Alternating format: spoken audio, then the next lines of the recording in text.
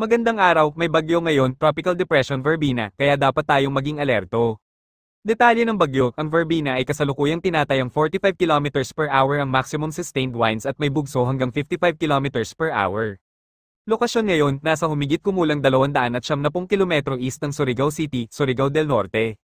Gumagalaw ito patimog kanluran, west-northwest, mula sa silangang bahagi ng bansa. Saan dadaan o lalabasan, inaasahang lalabasan ito sa Caraga Region at kasalukuyang may landfall na nangyari sa Bayabas, Surigao del Sur. Pagkatapos ng Caraga, tatahakin nito ang Visayas bago tumuloy sa Northern Palawan at lalabas sa West Philippine Sea bandang November 26 hanggang 27. Posibleng bahagyang tumibay ang sistema bago ang landfall pero malamang mananatili bilang depression habang tumatawid sa bansa. Pwede rin itong lumakas sa open sea, may forecast na posibleng maging tropical storm habang nasa West Philippine Sea. Mga banta, risk, malakas na ulan, pwede magdala ng 100 hanggang 200 milimetro na ulan sa ilang bahagi ng Visayas, na posibleng magdulot ng flash floods at landslides.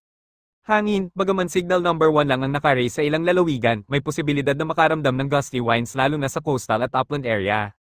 Dagat, may posibilidad ng rough na dagat kaya pinapayuhan ng maliit na bangka na huwag muna lumabas. Paalala, ay monitor ang official Pag-asa bulletins para sa mga susunod na advice oras. Maghanda sa bahay, siguruhing naayos ang mga drainage para maiwasan ng baha.